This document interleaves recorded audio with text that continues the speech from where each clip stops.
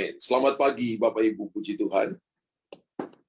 Mari kita lihat kitab Mazmur pasal 22, ayat yang pertama sampai ayat yang ke-6. Mazmur 22, ayat pertama sampai ayat yang ke-6. Untuk pemimpin biduan menurut lagu Rusa di kala fajar, Mazmur Daud. Allahku, Allahku, mengapa engkau meninggalkan aku? Aku berseru tetapi engkau tetap jauh dan tidak menolong aku. Allahku, aku berseru-seru pada waktu siang, tetapi engkau tidak menjawab.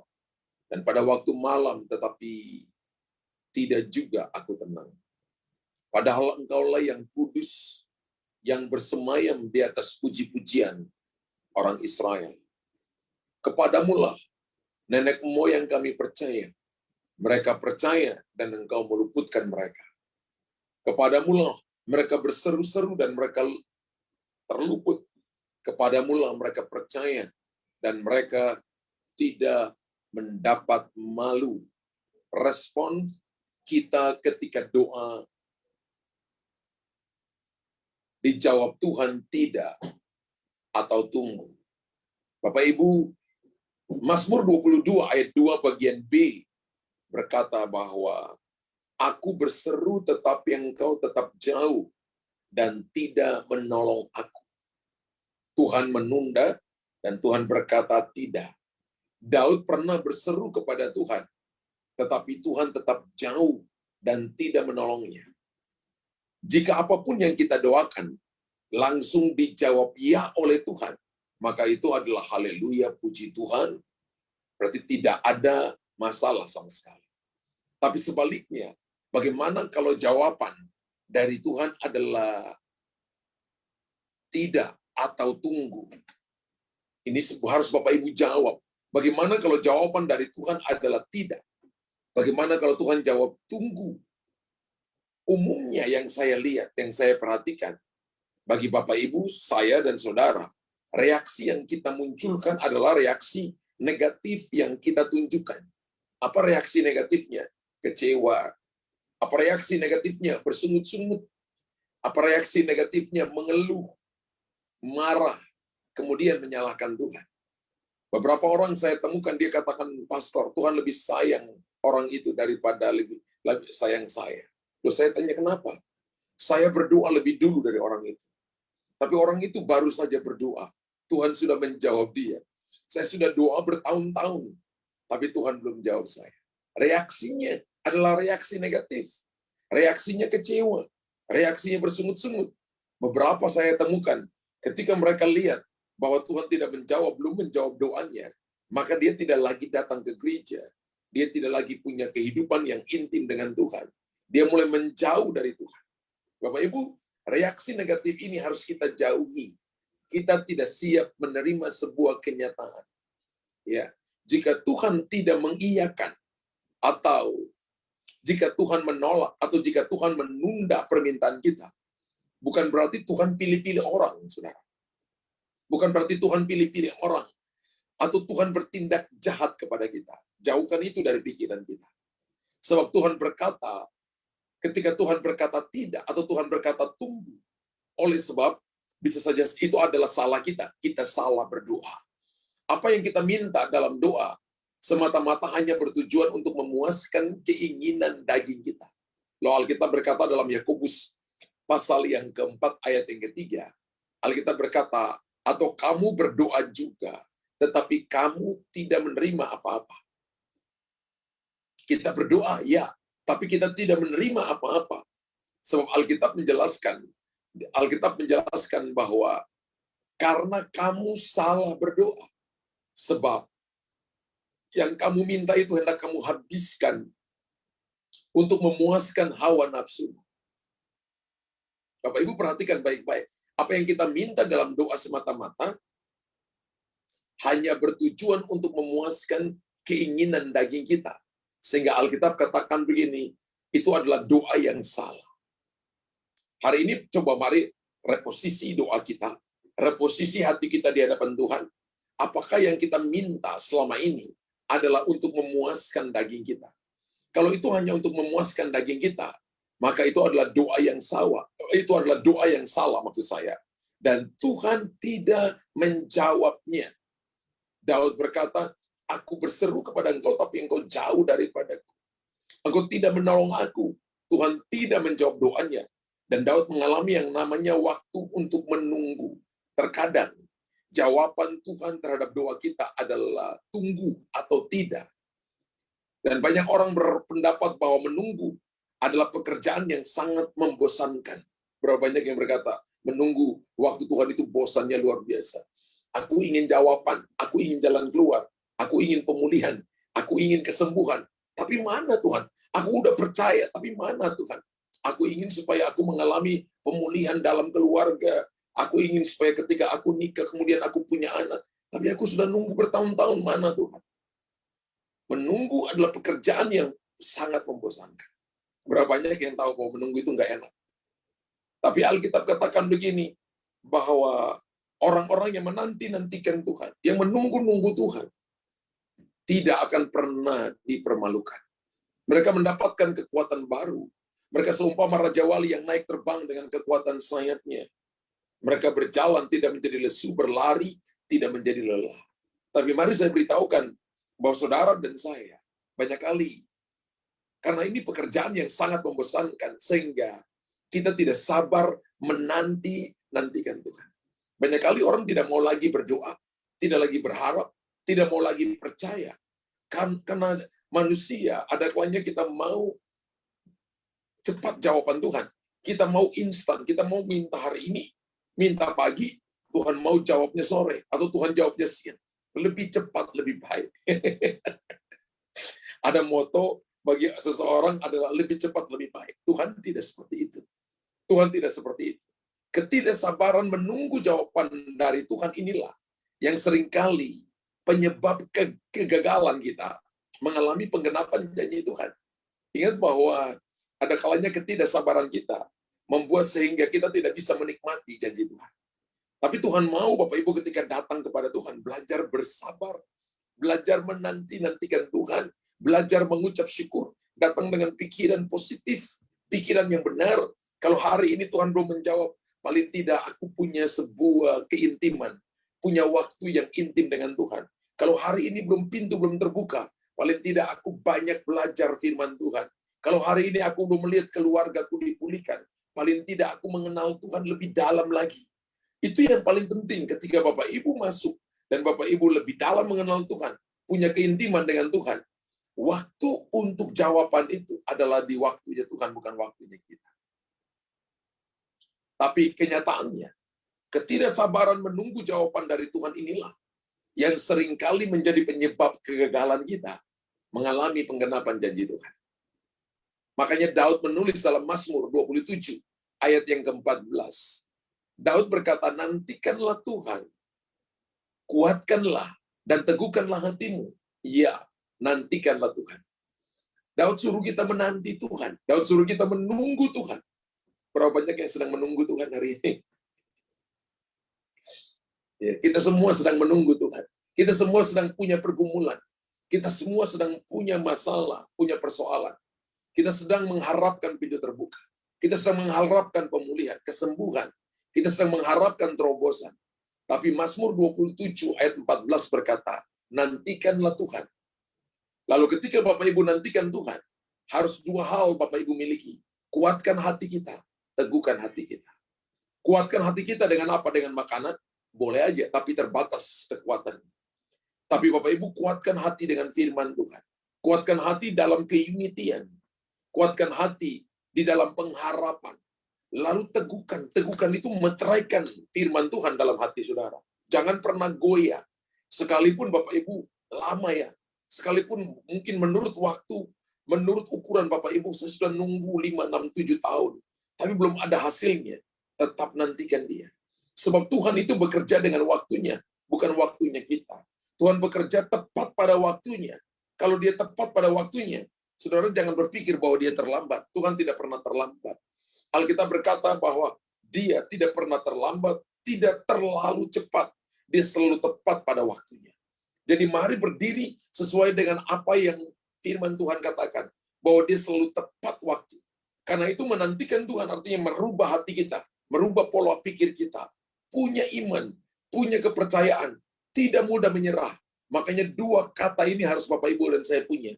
Ketika kita berdoa, harus kuatkan hati dan teguhkan hati. Ya, kuatkan hati artinya gini, tetap percaya firman Tuhan. Teguhkan hati itu seperti Bapak Ibu punya meterai perusahaan.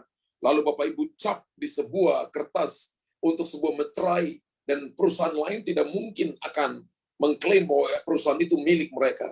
Karena Bapak Ibu punya meterai. Itu teguhkan hati itu artinya Bapak Ibu membiarkan firman Allah termeterai dalam hati kita, menjadi lifestyle, menjadi gaya hidup kita. Maka kita akan melihat janji-janji Tuhan, pertolongan Tuhan, mujizat Tuhan terjadi, pemulihan terjadi, terobosan terjadi. Sehingga ketika berkat Tuhan itu datang, kita bisa olah dengan baik, kita bisa mempergunakan dengan baik untuk kemuliaan nama Tuhan. Dan kita tidak pergunakan itu untuk hidup di dalam dosa. Karena begini, sudah menjadi sifat alamiah bahwa manusia itu umumnya menginginkan segala sesuatu secara instan. Kita itu maunya instan. Saya mungkin pernah cerita kepada saudara, ketika kita membangun gedung gereja itu ya, saya kepinginnya mau cepat. Orang nanya kepada saya, pastor berapa lama? Ya paling 2 tahun. Kepinginnya cepat, saudara. Tapi kenyataannya, waktu Tuhan itu 7 tahun. Bangunan itu selesai 7 tahun. Pikiran saya maunya 2 atau 3 tahun selesai. Padahal waktu Tuhan itu 7 tahun. 7 tahun bukan waktu yang mudah. Kita menunggu, kita berdoa. Ya. Dengan sungguh-sungguh. Ini rumah Tuhan, ini bukan bangun untuk rumah pribadi, misalnya gitu ya. Tapi perhatikan bahwa sifat manusia itu adalah umumnya itu menginginkan segala sesuatu secara instan. Bapak Ibu harus sadar dulu bahwa semua kita, Anda dan saya, umumnya ketika kita datang ke Tuhan, kepinginnya menginginkan segala sesuatu secara instan. Memang betul ada mujizat yang namanya mujizat kreatif. Ketika saya doakan seseorang hari ini, kalau Tuhan mau pulihkan Anda, bisa saja. Tuhan mau sembuhkan Anda, bisa saja. Tuhan mau langsung pulihkan saudara, bisa saja. Karena kuasanya adalah kuasa yang tanpa batas, unlimited. Tapi pada umumnya, dan itu kedaulatan Tuhan. Itu kedaulatan Tuhan. Bukan karena saya hebat, bukan. Itu karunia, itu gift yang Tuhan berikan kepada seseorang. Tapi pada umumnya, yang harus Bapak Ibu dan saya ingat, bahwa kita sebagai manusia selalu menginginkan segala sesuatu secara instan. Dan ini yang membuat akhirnya kita tidak bisa menunggu Tuhan. Kita tidak bisa menanti-nantikan Tuhan. Ini yang membuat kita tidak sabar. Ini yang membuat kita maunya cepat. Sehingga akhirnya ketika kita mau cepat, kalau jawaban itu belum datang, kita pakai cara-cara kita. Ada yang lari ke paranormal, ada yang pergi ke dukun, ada yang pakai kekuatannya sendiri. Bukan lebih tambah baik, tapi lebih tambah buruk. Bukan lebih tambah lihat maju, tapi tambah lebih mundur. Bukan lebih tambah bertumbuh, tapi mati pelan-pelan, saudara. Alkitab berkata begini, orang menanti-nantikan Tuhan itu dapat kekuatan baru. Dia tidak menjadi lemah. Coba perhatikan Yesaya pasal 40, mulai ayat 28, 29, 30, 31. Orang-orang muda jatuh lemah lesu. Ya, mereka jatuh, mereka lemah, mereka lesu. Tapi ayat 31 berkata, tetapi orang-orang yang menanti-nantikan Tuhan mendapat kekuatan baru. Kata menantikan kan dari bahasa Ibrani kafa, ki, a, Victor, Alpha Hotel. Kafa itu artinya menunggu dengan sabar bahwa jawaban itu sudah datang. Wow. Jadi menunggu dengan pengharapan. Bapak Ibu kalau berdoa itu taruh dalam pikiran begini, jawaban sudah datang. Mungkin lagi transit di Papua Nugini. Sebentar lagi transit di Jayapura. Kemudian setelah Jayapura mungkin transitnya di Makassar. Anda tinggal mungkin di Pulau Jawa. Berarti sebentar lagi sampai di Surabaya. Sampai di Ibu Vero dan Pak Har, misalnya gitu ya. Sampainya mungkin di Ibu Tiaram, sampai di Pak Henry mungkin. Ya. Anda sedang tunggu jawaban lagi OTW. Jadi taruh dalam pikiran, oh Tuhan nggak jawab. Jangan. Menunda bukan berarti Tuhan tidak menjawab. Menunda artinya 1 kali perjalanan, 2 mujizat terjadi sekaligus. Taruh dalam pikiran. Jangan taruh, waduh, gua mati, gua pasti kalah, gua nggak akan dapat jawaban. Jangan. Ya, gua udah berdoa 7 tahun, gua nggak lihat jawaban. Jangan berpikir yang pesimis, tapi ubah pikiran pesimis menjadi pikiran yang positif. Ubah pikiran yang tadinya lemah menjadi pikiran yang kuat dan bisa menguatkan kita adalah firman Tuhan. Nah, saya percaya bahwa ketika pertolongan Tuhan sepertinya berlambat-lambat, kita pun lalu menyerah. Saya nggak bilang Bapak Ibu menyerah, tapi Bapak Ibu harus berserah. Orang menyerah itu artinya nggak mau coba lagi, tapi orang berserah selalu mencoba berkali-kali. Makanya Alkitab berkata begini, berdoalah setiap waktu. Alkitab tidak berkata berdoalah sekali-kali, tidak ada ayat yang mengatakan seperti itu. Atau berdoalah ketika masalah datang baru berdoa. Jadi ketika kita dalam keadaan baik tidak perlu berdoa, tidak ada ayat yang juga seperti itu. Tapi Alkitab berkata keadaan kita lagi baik atau tidak baik, ada masalah atau kita dalam kenyamanan, harus tetap berdoa. Kenapa? Karena pertolongan Tuhan itu sepertinya berlambat-lambat dan kita pun mulai menyerah. Padahal tadi saya katakan bahwa ketika Anda berdoa, maka jawaban itu OTW kepada saudara. Wow, jawaban itu sedang ada di tengah jalan. Tapi ketika kita tidak berdoa, maka berhenti, saudara. Ketika malaikat datang, malaikat balik lagi, sudah sampai depan rumah. Malaikat balik lagi, Tuhan tanya, kenapa kamu balik? Dia udah nggak berdoa lagi. Dia udah menyerah. Waktu saya sampai, dia lagi sungut-sungut. Dia lagi benturkan kepalanya di tembok. Dia lagi cabut rambutnya. Ya, dia lagi cabut kumisnya mungkin ya.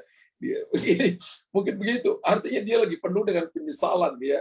Dia lagi mandi sambil pukul-pukul kepalanya dan sebagainya. Dia lagi berkata begini, percuma aku ikut Tuhan. Ya, Tuhan berkata tunggu sampai dia berubah, hatinya berubah. Tunggu sampai dia mau menanti-nantikan Tuhan. Tunggu sampai hatinya kuat. Tunggu sampai dia meneguhkan hatinya. Lalu ambil jawaban itu.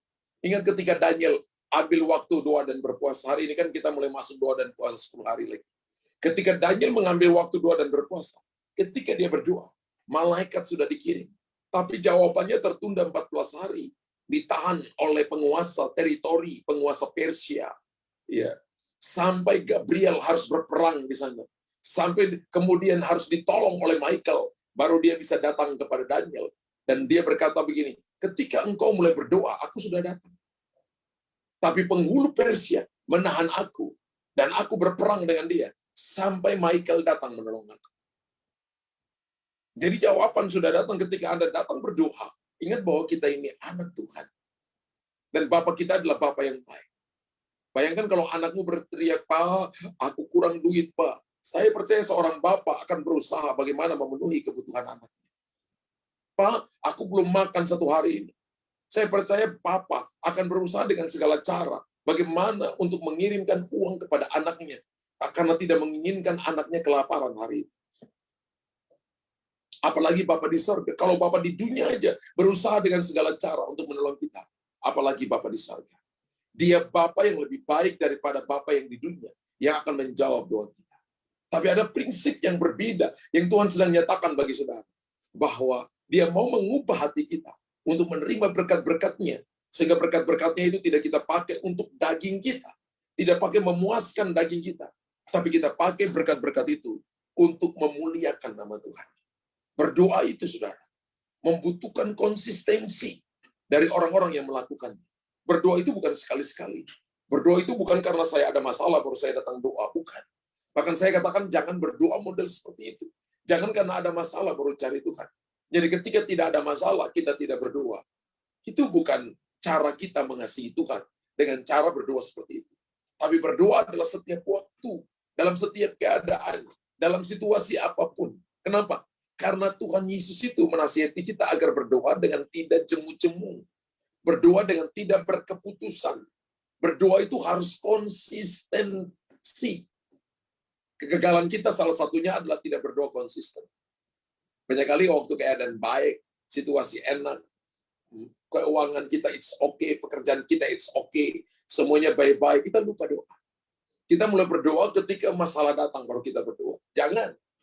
Doa itu Bapak Ibu tahu bahwa itu ditampung dalam kirbatnya Tuhan. Jadi ada satu investasi yang tidak pernah hilang dalam hidup kita adalah investasi doa. Anda boleh mati, tapi doa nggak pernah mati. Tuhan akan jawab doa kita kepada generasi-generasi yang akan datang. Jujur saja, hari ini kita menikmati hidup sekarang ini karena doa orang-orang kudus, doa para rasul, doa para nabi, doa orang-orang tua kita, doa teman kita, yang pernah mereka doakan kita tapi Anda nggak tahu, tapi ditampung dalam kirbat Tuhan. Haleluya. Amin. Lukas 18 ayat 1 sampai ayat yang ke-8. Lukas 18 ayat 1 sampai ayat yang ke-8. Yesus mengatakan suatu perumpamaan kepada mereka untuk menegaskan bahwa mereka harus selalu berdoa dengan tidak jemu-jemu. Terjemahan yang lain, doa dengan tidak berkeputusan. Atau doa dengan terus-menerus, doa konsisten. Ya, makanya sekarang ini doa terus-menerus, karena manusia punya kekuatan terbatas, makanya dibuat doa bergantian. Doa 24 hours. Satu orang ambil 2 jam di menara doa, sehingga menara doa punya 24 jam berdoa. Ya, itu berdoa bagi kota, berdoa bagi bangsa, berdoa bagi masalah-masalah yang sedang terjadi. Ya, kita berdoa bergantian waktu, bergantian orang. Doa dengan tidak jemu-jemu, doa dan tidak berkeputusan. Ayat yang kedua berkata begini, katanya, dalam sebuah kota ada seorang hakim yang tidak takut akan Allah dan tidak menghormati seorang pun. Sorry.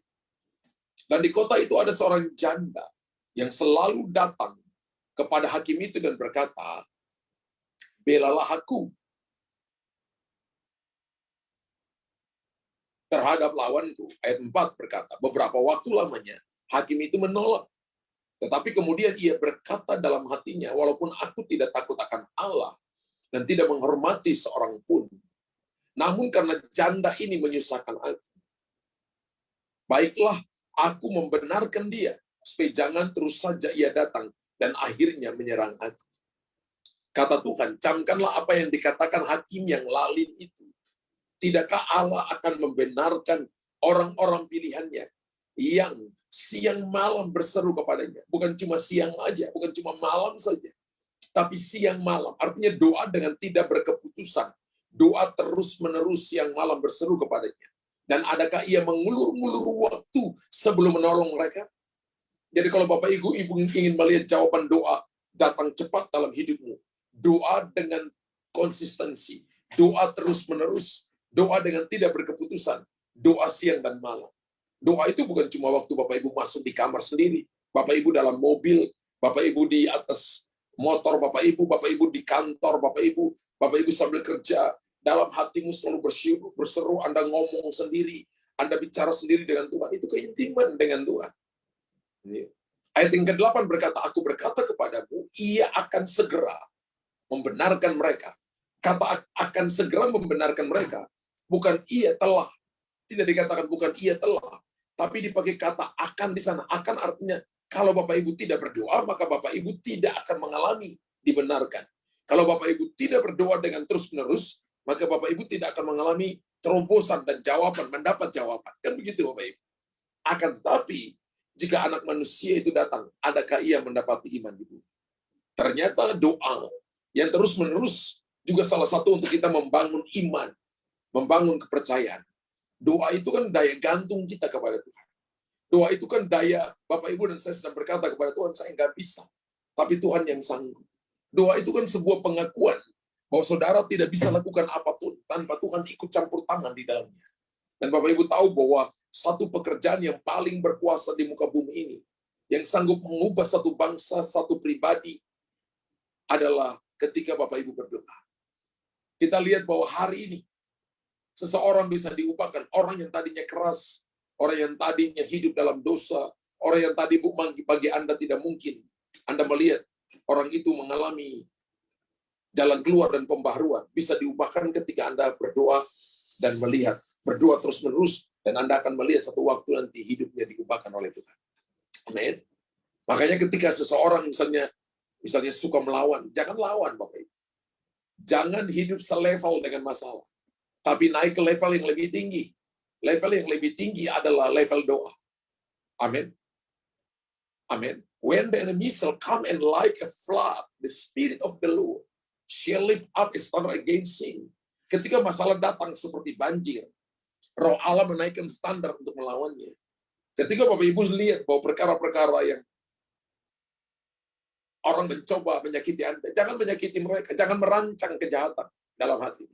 Ketika orang nipu saudara, jangan merancang menipu mereka. Ketika orang ingin menjatuhkan Anda, jangan merancang menjatuhkan dia. Naik ke level lebih tinggi. Level lebih tinggi adalah doa, pujian, penyembahan. baca firman, dan lakukan firman. Maka Anda akan melihat, Anda bisa lihat jalan keluar, Anda bisa nolong orang lain. Sehingga mereka melihat pertolongan dari Tuhan. Jangan menyerah sampai kita melihat Tuhan bekerja. Bapak Ibu tulis di kolom komentar, jangan menyerah sampai saya melihat Tuhan bekerja. Teruslah berdoa. Tulis di kolom komentar, Bapak Ibu. Jangan menyerah sampai saya melihat Tuhan bekerja. Amin. Hari ini beberapa daripada saudara berkata, saya menyerah. No, ini waktunya untuk Anda berserah. Ubah menyerahmu menjadi berserah. Dan Anda akan melihat Tuhan bekerja. Bukan Tuhan sengaja mengulur-ngulur waktu. Tapi Ia tahu waktu yang tepat dan terbaik bagi kita. Jangan berpikir bahwa Tuhan ulur waktu. Tidak. Tapi Dia tahu waktu yang terbaik. Dia tahu waktu yang tepat bagi kita. Dia tahu kapan orang ini dijawab. Dia tahu kapan buka pintu kepada orang ini. Dia tidak mengulur-ngulur waktu. Bagi beberapa orang, Tuhan ulur-ulur waktu. Bagi beberapa orang, kok Tuhan kok melambat ya? Bagi beberapa orang, kok Tuhan lebih sayang orang itu daripada saya? No. Dia tahu waktu yang tepat dan yang terbaik bagi kita. Waktu Tuhan itu tidak pernah terlambat atau tidak terlalu cepat. Amin. Dia selalu tepat pada waktunya. Coba kita lihat Pengkhotbah 3 ayat yang ke-11. Pengkhotbah 3 ayat yang 11. Alkitab berkata, Ia membuat segala sesuatu indah pada waktunya. Wow. Ia membuat segala sesuatu indah pada waktunya. Saya lihat ada beberapa orang yang berdoanya, ada yang sudah berdoa 7 tahun, 8 tahun. Dan ketika Tuhan jawab, dia katakan, iya, indah pada waktunya. Bayangkan kalau Tuhan jawab saya 7 tahun yang lalu, mungkin saya jadi orang sombong. Dan mungkin hari ini saya tidak mengenal Tuhan lebih dekat lagi. Tapi ketika hari ini, Tuhan menjawab doa saya tahu ini waktu yang terbaik. Kenapa? Saya semakin mengenal Tuhan. Dan saya semakin mengasihi Tuhan. Ketika Bapak Ibu sampai dalam tingkatan ini, maka orang akan melihat, bukan cuma Anda ditolong Tuhan, orang akan melihat hidupmu juga disertai Tuhan. Bukan cuma orang melihat Anda disertai Tuhan, tapi Anda jadi dewasa dengan Tuhan. Kan kedewasaan itulah yang membuat kita bisa mengelola berkat-berkat Tuhan.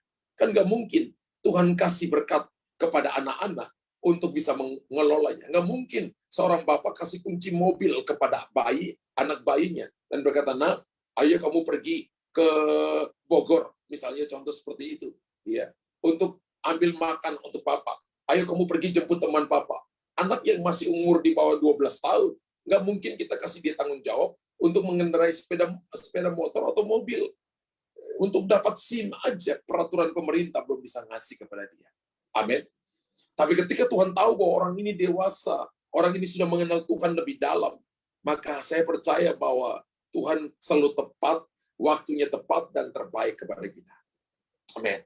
Selalu saja ada maksud dan tujuan Tuhan di balik penundaannya. Bapak Ibu tulis di kolom komentar. Selalu ada maksud dan tujuan Tuhan di balik penundaannya. Hari ini, beberapa dari kita sedang bergumul begitu lama. Kapan ya Tuhan pulihkan keluargaku? Berhenti ngomel. Berhenti ngomel.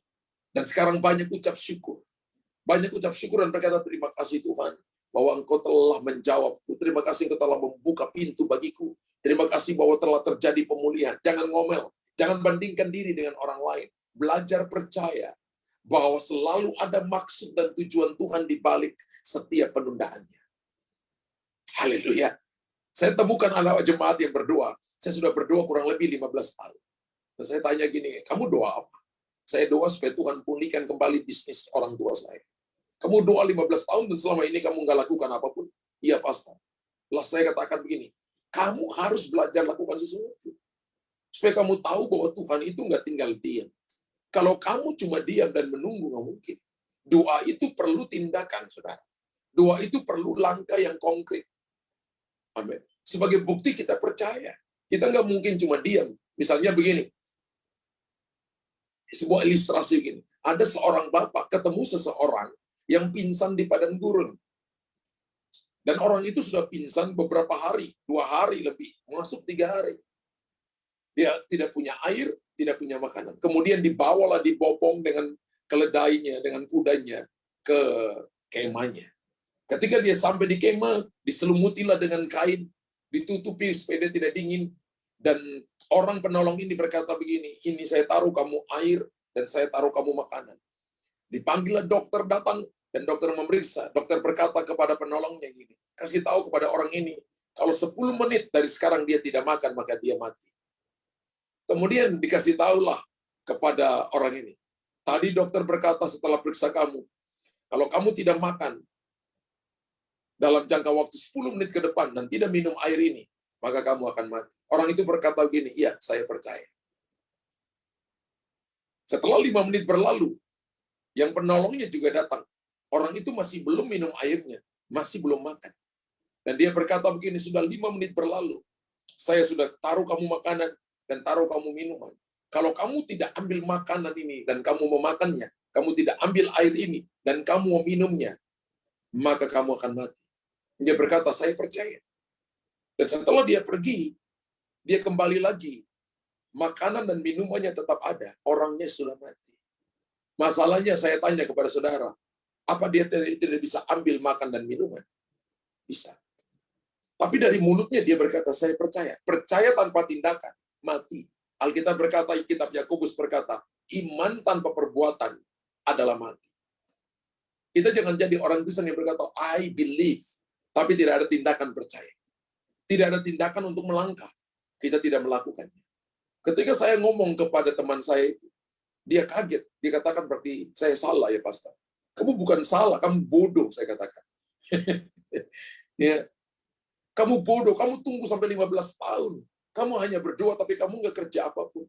Kamu duduk bandingkan dirimu dengan orang lain. Dan saya tanya begini, kamu punya saudara? Iya. 1 Koko dan 1 Meme saya. Jadi mereka bertiga. Bagaimana dengan Koko dan Meme? Mereka sekarang sukses. Saya tanya, kenapa sukses? Mereka kerja dengan sungguh-sungguh. Lalu kamu ada 2 contoh dalam keluarga, tapi kenapa kamu diam? Orangnya rajin ibadah, rajin juga doa, tapi tangannya tidak mau lakukan apapun. Dia pikir bahwa tiba-tiba berkatnya itu Tuhan taruh 1 gudang kepada dia. Tiba-tiba seperti itu. Tuhan bisa lakukan aja, tapi kita jadi orang manja.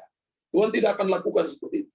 Alkitab katakan, tangan orang rajin di rumahnya banyak harta benda, tapi orang malas jangan dikasih makan. Saya beritahukan kepada jemaat, Anda yang bisnismen, Anda yang kerja, jangan terima orang malas, karena itu akan memberati gerbongmu. Jangan kasih dia kerjaan, bahkan jangan kasih dia makan, Alkitab katakan. Ya, suruh dia bekerja sungguh-sungguh, baru dia bisa makan. Selalu ada maksud dan tujuan Tuhan di balik setiap penundaannya. Mari selidiki hati, koreksi hati kita. Karena Tuhan itu bukan Tuhan yang jahat. Amin. Dia Bapa yang baik, yang ingin memberkati kita. Ia ingin menguji kesabaran kita. Ia ingin menguji ketekunan kita. Ketika Tuhan berkata tidak, ketika Tuhan berkata tunggu, maka Tuhan ingin menguji kesabaran kita. Tuhan ingin menguji ketekunan kita. Kemudian setelah dia menguji kesabaran kita, menguji ketekunan kita, dia mau mengajar kita untuk tetap bergantung kepadanya. Saya lihat waktu 7 tahun kami membangun rumah Tuhan itu nggak mudah. Orang bawa lari uang begitu banyak. Orang pergi dengan uang gereja begitu banyak. Nggak mudah. Tapi Tuhan mengajar saya bahwa kalau kamu bergantung kepada kekuatanmu, kamu nggak mungkin. Tapi ketika kamu bergantung kepada Tuhan, belajar bergantung kepada Tuhan, maka tidak akan pernah dipermalukan. Iman itu kan bahasa Yunaninya kan pistis. Pistis itu artinya bergantung kepada sesuatu. Bergantung kepada balok, di bawahnya nol. Di bawahnya jurang terjal, batu yang karam yang tajam, arus yang sangat deras di bawah, batu-batu licin. Dan Bapak Ibu hanya orang bodoh yang melepaskan tangan dari balok itu. Betul? Kita akan mencoba bergantung dengan sebuah tenaga. Tapi pertanyaannya berapa lama Anda bisa bergantung? Kemudian saya lihat kata akar dari kata pistis itu adalah pistewo. Pistewo itu artinya gini, bahwa Tuhan yang pegang kita dan kendalikan kita. Jadi ketika seseorang datang dan dia berkata, saya percaya kepada Tuhan, itu bukan tentang saudara. Itu tentang Anda menyerahkan dirimu kepada Tuhan, dan Tuhan pegang kendali atas hidup. Makanya Alkitab katakan gini, apakah aku datang ke dunia, aku masih menemukan iman di dunia. Tadi firman Tuhan yang kita baca. Tuhan mau ketika Bapak Ibu berdoa, Bapak Ibu punya belief, punya percaya. Percaya bahwa Tuhan yang pegang kendali atas hidupmu. Ini bukan tentang kita, ini tentang Tuhan yang kendalikan kita. Kalau Tuhan yang kendalikan kita, saya percaya kemenangan ada di pihak kita. Saya percaya jalan keluar, terobosan, pasti akan dinyatakan atas hidup kita. Yang pasti adalah janji Tuhan adalah ya dan amin. Betul? Itu pasti, tidak pernah berubah dulu, sekarang, sampai selama-lamanya. Ayat yang paling terakhir, kita lihat Yeremia pasal 33 ayat 14. Alkitab berkata, sesungguhnya waktunya akan datang. Berapa banyak yang menunggu waktu akan datang ini?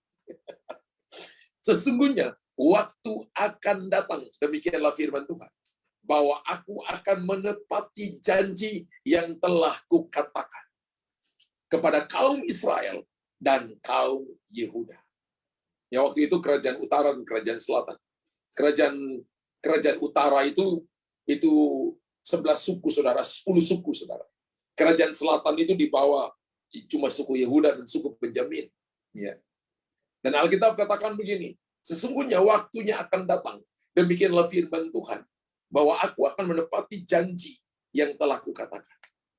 Tuhan berkata begini, Tuhan akan menepati janjinya. Bersabarlah, tetap tekun. Ini waktu kalau Tuhan tidak menjawab, belum menjawab, kalau Tuhan suruh kita menunggu, maka Tuhan sedang menguji kesabaran, menguji ketekunan. Tuhan mau kita belajar untuk bergantung kepadanya. Saya percaya sharing pagi hari ini memberkati saudara. Berapa banyak yang diberkati Tuhan? Tulis di kolom komentar, saya sungguh amat diberkati Tuhan pagi hari ini.